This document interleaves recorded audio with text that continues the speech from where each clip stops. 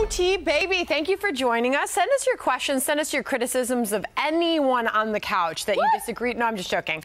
Let us know what you thought about today's show, because it was a lively one and a fun one. Always good to have you guys. So.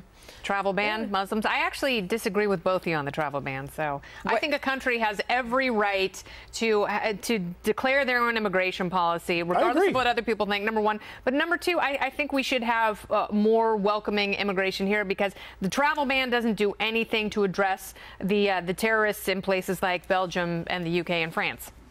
No, I agree.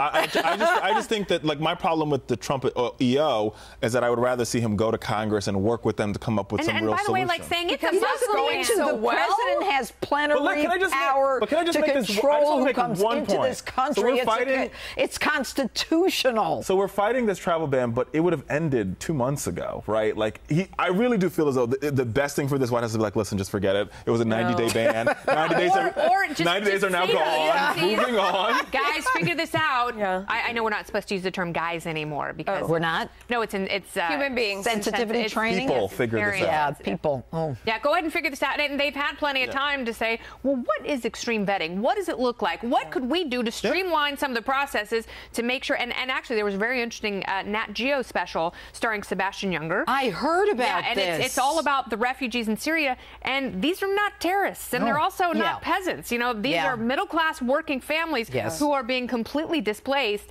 and it's heartbreaking, but it's a really important story. And it just goes to show, like, it's not that there's no vetting process and they don't have passport agencies there. It's just terrorists are really good at and it's a 2-year falsifying process. documents. So that is a huge problem, though, because now we're seeing it spread everywhere else. I mean, you talk to people in the Philippines, for example, where they're saying now ISIS has moved into a lot of territory. It's the same sort of situation. And you have people, you know, if you know anyone there, you're like, get out, get out, get out. Total compassion for these people. At the same time, the terrorists know this is a golden opportunity, and they're following the same plan where they enter an area like the Philippines in order to create chaos and move people and follow them to other spots. Oh my God, I just came up with the best idea. Problem. What? If I really wanted to upset my neighbor, I could just have a bunch of Syrian refugees move into my house. So that would really upset. No, but we've seen from the past nobody complains, so don't worry about it. You know. Let me share a couple of viewer comments. Grammy4 says Mr. Fowler has met his match with Kennedy on the right and the judge on the left. Loved it. Thank you for writing in, Grammy4. Wade Payne says Judge Jeanine for President 2020 got my vote. I like that. Thanks, Wade. Would you ever run again? Not. Would you ever run for office again? I ran for office 5 times. Yeah. And I have the scars to prove it. Yeah. Not a chance. Yeah. No, it looks really painful. I'm cooked. A lot of love for Judge Jeanine on here. My goodness, we love Judge Jeanine. Send us in some questions. The comments are good. Substantive questions we need. Okay, so I'll throw in a question here. Okay. So we're talking about this idea of trying to get anything passed at the same time. And I agree with your point that, you know, Republicans, if they could get together, could do it all by themselves. What's interesting to me about that is Republicans by nature are independent-minded. I mean, this is a group of people who want to don't grow together in a group naturally. I mean, that's like the left, that's socialism, that's we're going to band together. You know, on the right, you're independent, you're freedom loving. So it seems like on the right are.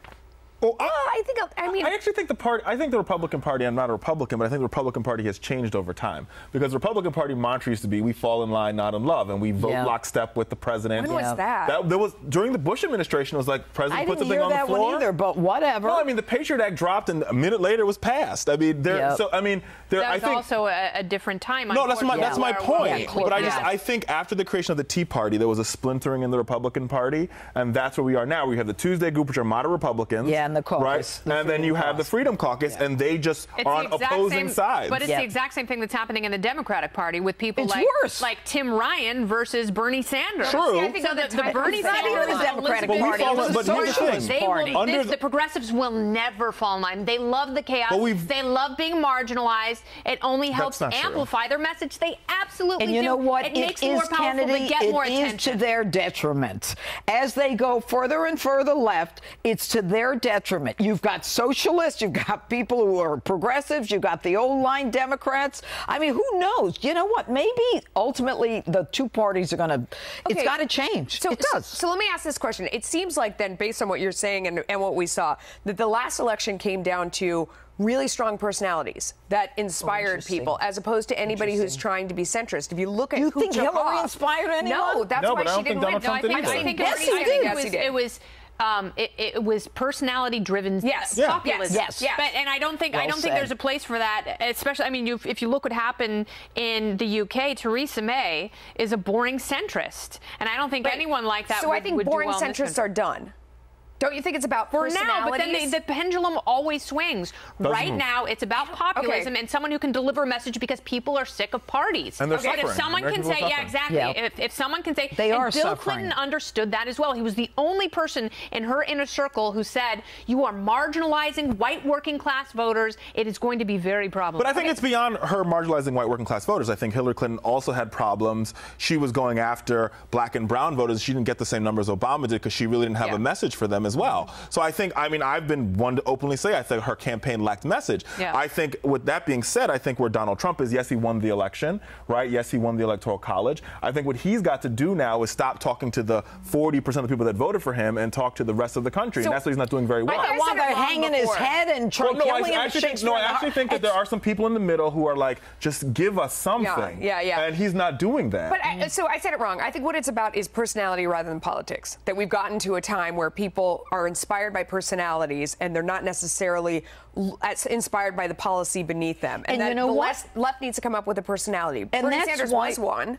Yeah, but that's why reality shows work now. Yeah. People want to watch people who, they can't believe, and they're attracted to celebrities. They're attracted to this kind of celebrity television now, and I think the same in politics. I actually think that the most successful thing about this president is going to be his ideas. I think his personality gets in the way. I really do. Interesting. I think there's a lot left to be desired with the president's personality, but I think when he actually drills down on these messages, there are things that could have a great deal of economic and political success. And and if he would get out of the way and let those ideas lead, I can only imagine what. By the way, in North Korea and his trip to Saudi Arabia and his trip to Israel, you look at this and you say to yourself, you know what? This person is an outside-of-the-box thinker. He can be annoying and blustery, but he actually might be the one person on earth to craft Middle East peace. It's just crazy enough to work. I don't agree all the way with that, but I do sort of agree in the sense that I think the president, the number one problem he has is he's playing the World Series and he has a JV bench, right? I think his staff have served him horribly, right? Because they can't. Communication staff? Yeah, I think his communication staff served him horribly. Sandra in here. I was going to say, would you say that about his national security team? No, I'm talking about the people the White House staff, outside of the Secretary of Defense and Secretary of Homeland Security, like just coordinating a message. Who's running the chessboard here? Communication. There seems to be nobody. There seems to be nobody at the if there's beyond communication, because communication is about dictating a strategy. This White House seems strategy-less, in my opinion. Well, but it goes different weeks, it's different things. You know what? Every new administration suffers some kind of a, getting to know the job period. And when you've got a complete outsider, it's going to be even worse. I mean, Bill Clinton's first 6 months, first year was all chaos, period. Yes, it was. People dying. And healthcare failed. No, he actually had a lot of, he had a very ambitious agenda, and that's why he got hammered in the 94 midterms. Right. And I think the distinction, what you saw, whether you like Barack Obama's policies or not, in his first year, he was actually rather successful at getting a lot of his things done, because the White House, the only mistake they did make, and hopefully I think Donald Trump looks going to make the same mistake, is they went to August recess without a health care bill passed. Yeah. I want to see. I do believe, and my thinking on this is this: there's 26 legislative days left. Period. Yeah. If Donald Trump allows the House and Senate to go on recess for a month without passing a health care bill and signing it, I agree. It's okay, but the Freedom Caucus has said we should not take a big recess. They have said we need to stay here and work. No, I agree, but they're going to take a big recess. They ought to work on agreeing with their Tuesday group. Thank you. We agree. We do. We should just good way to end. Now. Aren't we going home? Well, I think we need music. We have like 20 more seconds. 21 seconds. Astrid. All right. You can read a few more comments to us. Yeah, read some comments. What are people saying? No, actually, I can't, Melissa. Thank you. Can you do the what to Chuck again? What the Chuck? Yeah. I like that. I like that. That was our 10 seconds right there. This was like, yeah. Well, thank you for joining us. Seriously, that was good to have you, and good to have you as well, Judge. Thank you. And Kennedy and Melissa. Thank you. Yeah, that was fun. Join us together tomorrow on the TV version, noon Eastern. Thank you.